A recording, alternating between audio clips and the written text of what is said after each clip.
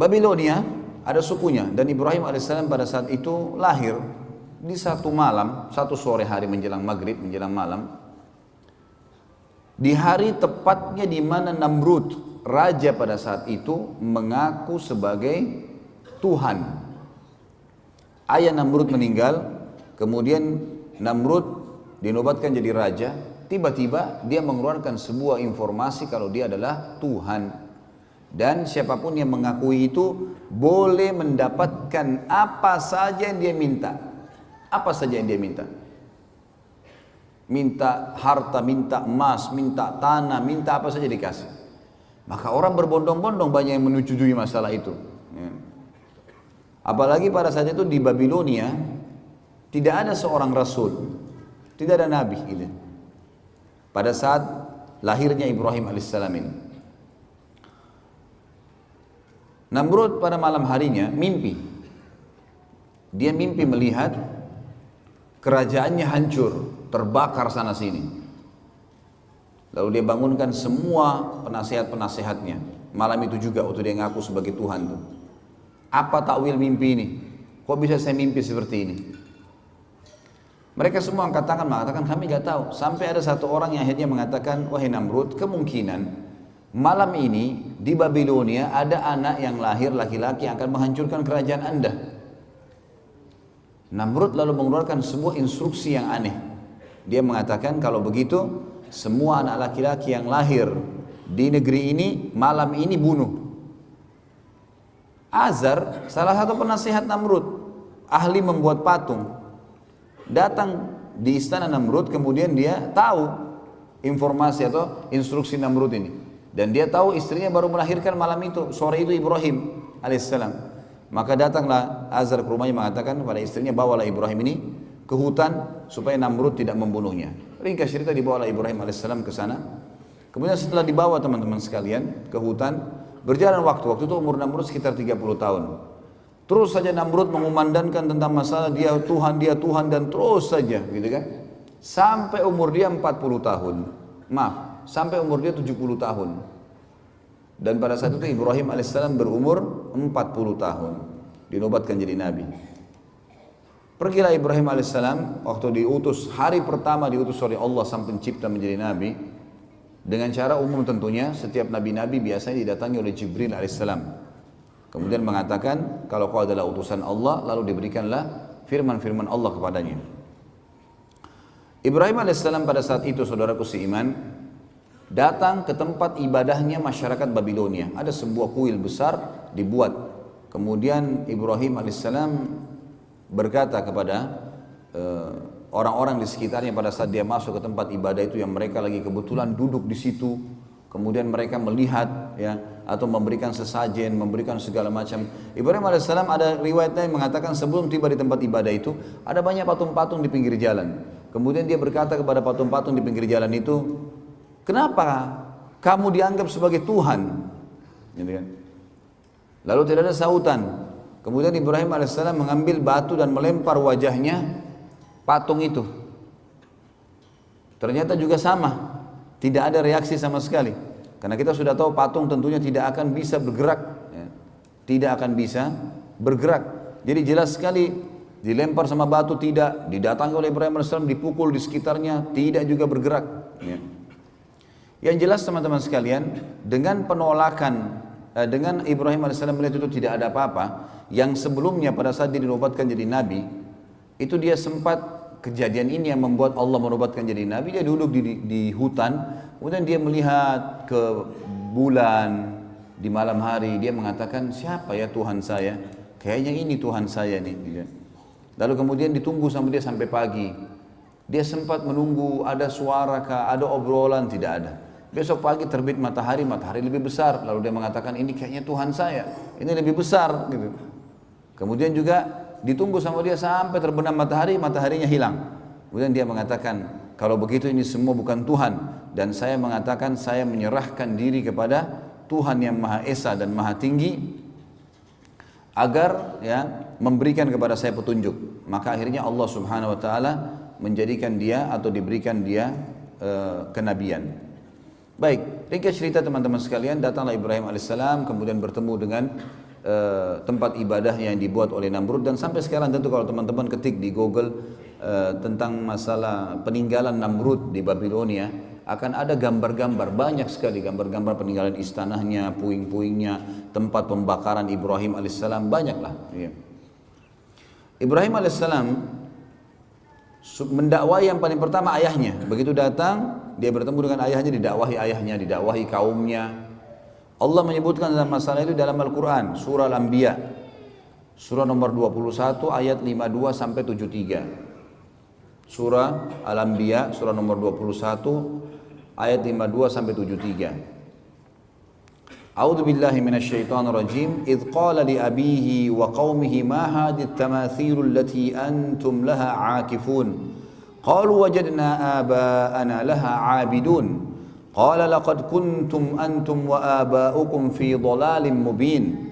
Qalu aji'tana bil haqqi am anta minal la'ibin. Qala bal rabbukum rabbus samawati wal ardi alladhi fatarahunna wa ana 'ala dhalikum minasy syahidin. Wa tallahi la akidanna asnamakum ba'da an tuwallu mudbirin. Sampai sini teman-teman saya berhentikan dulu dan akan kita lanjutkan ayatnya. Jadi ayat 52 sampai ayat ayat 57 sampai ayat 57 dulu. Kurang lebih terjemahnya kata Ibrahim alaihissalam, ingatlah kata Allah ketika Ibrahim berkata kepada ayahnya dan kaumnya, apa nih patung-patung yang sedang kalian sembah? Mereka berkata, inilah yang kami temukan yang disembah oleh ayah-ayah kami. Kemudian kata Ibrahim alaihissalam, ketahuilah apa yang sedang kalian lakukan ini dan ayah-ayah kalian adalah sesuatu yang sesat, salah ini. Lalu kemudian mereka berkata, apakah kamu datang membawa kebenaran atau kau hanya sekedar datang untuk mengganggu kami? Maka Ibrahim AS mengatakan, Tuhan kalian adalah yang menciptakan seluruh langit dan bumi, pemiliknya, pengawasnya, pengurusnya, dan saya termasuk saksi atas itu. Saya akan memberikan kalian bukti-bukti, dan kalau kalian tidak mau percaya, maka saya akan menghancurkan dan melakukan tipu daya terhadap Tuhan-Tuhan kalian ini. Ceritanya adalah Ibrahim alaihissalam masuk menemui ayahnya bersama dengan kaumnya lagi masuk ke dalam sebuah ma'bad, sebuah tempat ibadah yang dibuat mirip dengan piramida Mesir, Fir'aun, tapi piramida agak mengerucut kotak ya, seperti kotak lah batu-batu itu. Kalau ini enggak manjang, kayak bangunan manjang ke belakang, sampai sekarang masih ada tentu. Tangganya banyak ke atas. Ya itu ada sebuah ruangan itu ditaruh patung-patung yang banyak sekali, gitu. Di antaranya patung Namrud. Dan mereka selalu tiap hari datang berikan sesajen, mohon-mohon, diberikanlah nama nih dewa api, dewa matahari, dewa bulan, dewa apalah, segala macam dewa-dewa nama mereka. Kemudian pada saat itu yang selalu membawa sesajen hanya orang penjaga kuil, tidak boleh yang lain. Kalau orang lain maka akan kualat. Ibrahim AS datang pada hari di mana beliau dinobatkan jadi nabi dan temukan ada ayahnya di situ bersama kaumnya sedang menyembah. Ibrahim AS langsung naik, kemudian mendekati patung yang memang pada saat itu dikasih tinggi, ditinggikan tempatnya, naik tangga, naik ke atas. Tidak ada yang berani naik ke atas sana, kecuali penjaga kuil saja. Karena keyakinan mereka kalau didekatin patung-patung ini maka akan kualat, akan putus kakinya, akan putus tangannya, akan stroke badannya, akan segala macam hal. Akhirnya Ibrahim AS datang kemudian mengajak ngobrol patung itu, mengatakan, hai yang dianggap Tuhan oleh masyarakat Babilonia, apa kau tidak marah pada saat Ibrahim AS mengambil sesuatu sesajen di situ? Maka tidak ada sautan. Saya mengambil sesajenmu. Orang semua lagi lihat. Lalu Ibrahim AS mengucapkan 2 kali sampai 3 kali tidak ada jawaban. Lalu diambil sedikit di situ potongan makanan lalu dilempar ke wajahnya patung itu. Jatuhlah ya buah atau makanan tersebut. Kemudian tidak ada sautan, karena kita tahu patung tidak akan bicara. Kata Ibrahim AS, hai yang dianggap Tuhan oleh masyarakat Babilonia, apa kau tidak bisa melawan saya? Kau tidak marah karena saya lempar kamu dengan sesajenmu sendiri? Nggak ada sautan. 2 kali nggak ada sautan, 3 kali nggak ada sautan. Mungkin biar jutaan kali tidak akan ada sautan tentunya. Pindah ke patung kedua dilakukan hal yang sama. Patung ketiga, semua patung itu dihina oleh Ibrahim AS. Setelah itu Ibrahim AS setelah keliling dari sisi kanan ruangan sampai ke sisi kiri, lalu dia mengatakan, hai kaumku, lihat ini apa yang kalian sembah. Patung kalian susun sendiri, kalian pahat sendiri, kalian bentuk matanya, kalian bentuk hidungnya, kalian yang pikul diangkat sampai ke situ. Lalu kenapa kok diminta tolong dari patung-patung ini? Yang telah menciptakan adalah kalian, Tuhan kalian Allah yang menciptakan langit dan bumi. Maka mereka diam, mereka tidak mau. Ya. Lalu Ibrahim mengatakan, saya pasti akan lakukan tipu daya terhadap patung-patung kalian ini. Apa tipu daya Ibrahim? Ayat 5, 8-nya berlanjut. فَجَعَلَهُمْ جُذَاذًا إِلَّا كَبِيرًا لَهُمْ لَعَلَّهُمْ يَرْجِعُونَ قَالُوا مَنْ فَعَلَ هَذَا بِآلِهَتِنَا إِنَّهُ لَمِنَ الظَّالِمِينَ قَالُوا سَمِعْنَا فَتًى يَذْكُرُهُمْ يُقَالُ لَهُ إِبْرَاهِيمُ قَالُوا فَأْتُوا بِهِ عَلَى أَعْيُنِ النَّاسِ لَعَلَّهُمْ يَشْهَدُونَ قَالُوا أَأَنْتَ فَعَلْتَ هَذَا بِآلِهَتِنَا يَا إِبْرَاهِيمُ قال بل فعله كبيرهم هذا فاسألوهم إن كانوا ينطقون فرجعوا إلى أنفسهم فقالوا إنكم أنتم ظالمون ثم نكسوا على رؤوسهم لقد علمت ما هؤلاء ينطقون قال أفتعبدون من دون الله ما لا ينفعكم شيئا ولا يضركم أف لكم ولم تعبدون من دون الله أفلا تأخلون. Sampai sini teman-teman, sampai di ayat ya, 67 ya. Ayat 67 saya terjemahkan dan saya hubungkan dengan kisahnya. Maka pada saat itu kaumnya keluar dari ruangan ibadah tadi, tinggalkan Ibrahim AS. Kata Ibrahim, sebentar, kalau kalian tidak mau dengar apa yang saya sampaikan, saya ini utusan Allah pencipta langit dan bumi dan saya akan sampaikan kepada kalian. Kalian tetap mau sembah berhala, saya akan lakukan tipu daya loh. Mereka tinggalkan, tidak mau dengar Ibrahim AS. Sempat bimbang tapi mereka tinggalkan. Ibrahim AS keluar cari kampak dan masuk menghancurkan patung-patung itu. Dipotong kepalanya, potong tangannya, potong kakinya, dihancurin semuanya. Dan Ibrahim AS membiarkan patung yang paling besar, patungnya Namrud ada di tengah-tengah ruangan. Enggak diganggu sama sekali. Tapi ada patung ular, patung singa, dipotong kepalanya, ditaruh di pahanya patung Namrud. Kampaknya juga ditaruh di tangannya patung Namrud. Maka besok pagi pada saat mereka mau beribadah lagi, mereka temukan tempat ibadah mereka hancur semuanya.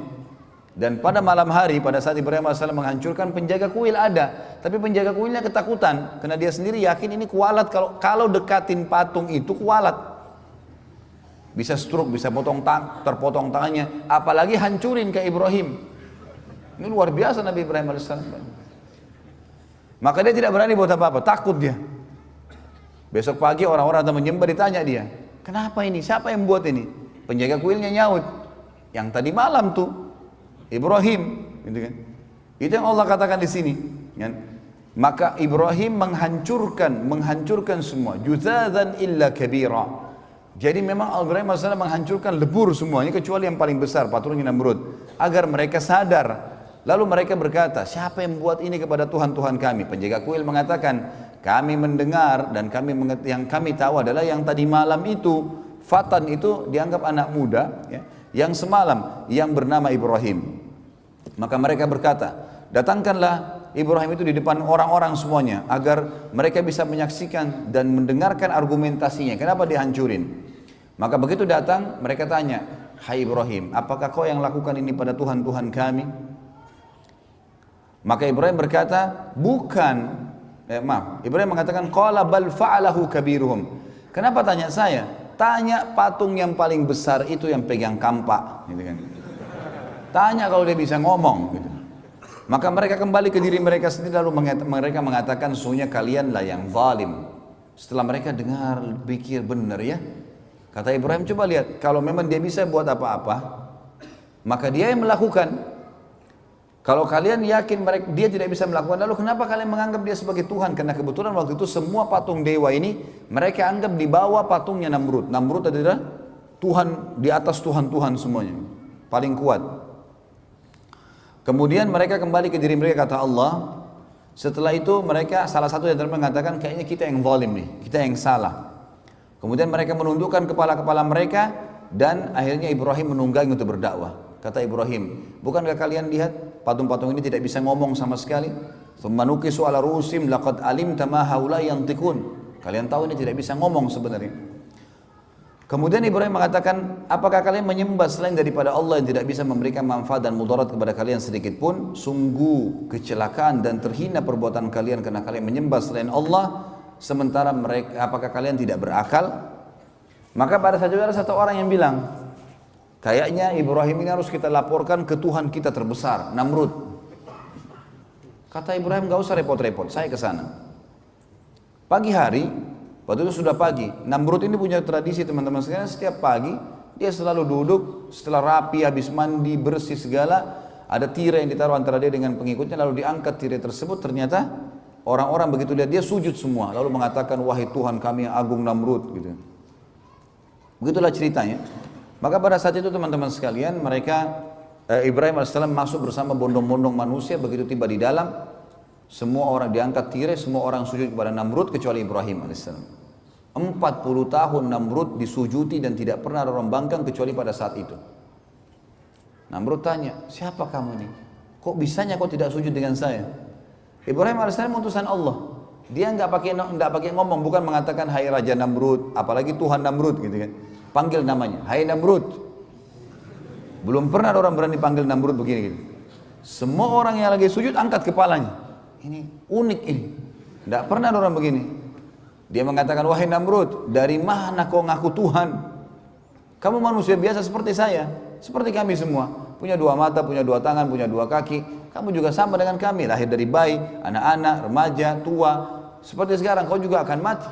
Yang menghidupkan dan mematikan adalah Allah, Tuhanku dan Tuhanmu, dan Tuhan semuanya. Namrud waktu itu tidak mau kalah. Namrud mengatakan, baiklah Ibrahim, kalau kau ngaku Tuhanmu itu bisa menghidupkan, matikan, saya juga bisa. Mau bukti? Kata Ibrahim, iya. Baik. Tangkap, disuruh pengawalnya, tangkap 2 orang laki-laki yang lewat depan istana. Ditangkap 2 orang. Yang satu disuruh pergi, dikasih hadiah macam-macam, pergilah. Kemudian yang satu disuruh bunuh, mati di tempat. Kata Namrud, lihat, saya menghidupkan dan saya mematikan. Ini kan kebodohan, karena orang yang disuruh pergi sudah hidup sebelumnya. Tapi akal-akalan dia mengatakan apa? Ini saya menghidupkan dan saya mematikan. Jibril alaihissalam datang menyampaikan kepada Ibrahim, ini orang ini percuma, diajak dialog di dunia, di bumi, dia akan terus cari akal, tantang di langit sekalian. Kata Ibrahim alaihissalam, wahai Namrud, Tuhanku dan Tuhanmu Allah, dan Tuhan segala satunya memindahkan matahari setiap hari dari timur ke barat, apa kau bisa? Maka terdiamlah Namrud, tidak bisa ngomong. Allah mengatakan, nanti kita bacakan ayatnya, fabuhital ladzi kafar, maka orang kafir itu jadi terdiam, tidak bisa bicara. Karena jengkel, dia bilang pada pengawal-pengawalnya, tangkap, penjarakan Ibrahim ini, penjarakan. Musyawarah, kira-kira apa jalan keluarnya? Saya mau bunuh Ibrahim, tapi saya nggak mau mati biasa, harus mati yang spektakuler, yang besar, yang membuat tidak ada lagi orang yang membantah ketuhanan saya. Musyawarah demi musyawarah sampai muncul akhirnya ide untuk membakar, karena bakar adalah cara membunuh yang paling menyakitkan. Dari pertama dibakar sampai mati kan tetap sakit gitu loh. Dibuatlah api dengan biaya yang besar. Namrud kerahkan semua kekuatan sampai terbuat api. Dalam sebuah riwayat Bukhari disebutkan, kalau burung lewat dan kena asap, uapnya asap itu walaupun tinggi, tiba-tiba sudah terpanggang karena besarnya gitu. Api itu panas sekali, setinggi kurang lebih istana Namrud 30-40 siku ke langit. Ini sekitar 17-20 meter tingginya. Setelah itu Ibrahim alaihissalam dikeluarkan, lalu kemudian dibakar. Setelah dibakar, dilempar, Namrud mengatakan 3 hari biarkan Ibrahim dalam api, dibiarkan. Setelah 3 hari dipadamkan, ternyata Ibrahim alaihissalam ada di tengah-tengah tumpuhan mereka.